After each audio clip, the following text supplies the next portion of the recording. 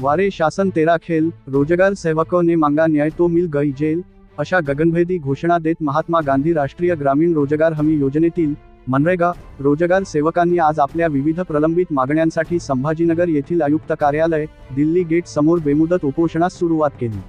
आंदोलनाच्या सुरुवातीला रोजगार सेवकांनी नित्यनेमाने महामानवांच्या प्रतिमेला पुष्पहार अर्पण करून अभिवादन केले। मात्र शासनाचा निषेध करण्यासाठी आंदोलकांनी थेट प्रतिकात्मक स्वरूपात सरणावर झोपून आंदोलन केल्याने परिसर दणाणून गेला होता। महाराष्ट्र प्रदेशाध्यक्ष विनोद चव्हाण यांच्या नेतृत्वाखाली हे आंदोलन सुरू असून या प्रसंगी प्रदेशाध्यक्ष श्रावण बोकडे, बाळासाहेब तायडे आणि रवींद्र जिचकर यांची प्रमुख उपस्थिती होती।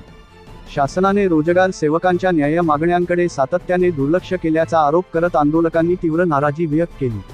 दरम्यान आंदोलन अधिक तीव्र होत असतानाच पोलिसांनी हस्तक्षेप करत आंदोलनस्थळी उपस्थित रोजगार सेवकांना ताब्यात घेतले आणि उपोषण स्थगित करण्याचे आदेश दिले। पोलिसांच्या या कारवाईमुळे आंदोलकांमध्ये प्रचंड संताप निर्माण झाला आहे। 3 ऑक्टोबरच्या शासन निर्णयाची अंमलबजावणी रखडली। रोजगार सेवकांच्या म्हणण्यानुसार शासनाने 3 ऑक्टोबर 2024 रोजी काढलेला शासन निर्णय GR अद्याप प्रभावीपणे लागू केलेला नाही।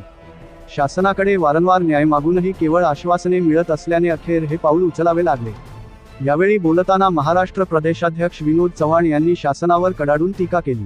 ते म्हणाले, महाराष्ट्रातील 28,500 रोजगार सेवकांना त्यांचे हक्काचे मानधन, विमा संरक्षण आणि अर्धवेळ सेवेला पूर्णवेळ दर्जा मिळेपर्यंत आमचा हा लढा थांबणार नाही। रोजगार सेवकांना न्याय मिळवून देण्यासाठी आम्ही दिवस रात्र संघर्ष करत आहोत। शासनाची ही हुकुमशाही आम्ही कधीही सहन करणार नाही। भविष्यातील आंदोलन आणखी तीव्र आणि व्यापक स्वरूपाचे असेल। NMMS प्रणाली आणि मजुरांच्या मानधनाचा प्रश्न। आंदोलनादरम्यान रोजगार सेवकांनी NMMS प्रणालीबाबत तीव्र नाराजी व्यक्त केली। वैयक्तिक कामांसाठी सकाळ आणि संध्याकाळ अशा दोन्ही वेळेस हजेरी घेणे अत्यंत अव्यवहार्य आहे।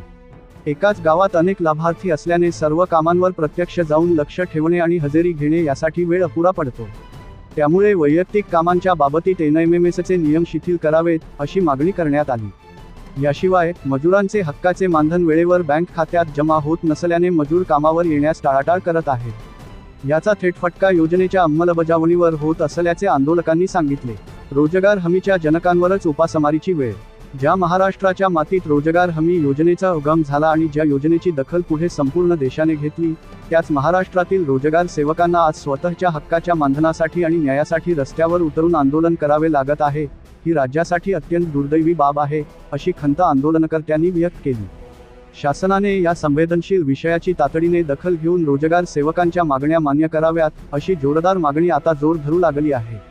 नाशिक येवला प्रतिनिधी प्रवीण पाटील, RKS न्यूज साठी उस्मान शेख, नाशिक येवला।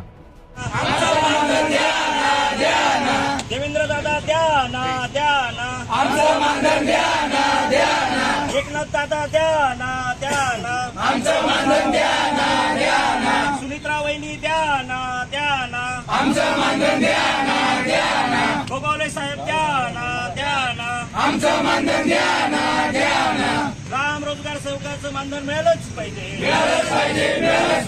राम रोजगार सेवकाचं मानधन मिळालंच पाहिजे।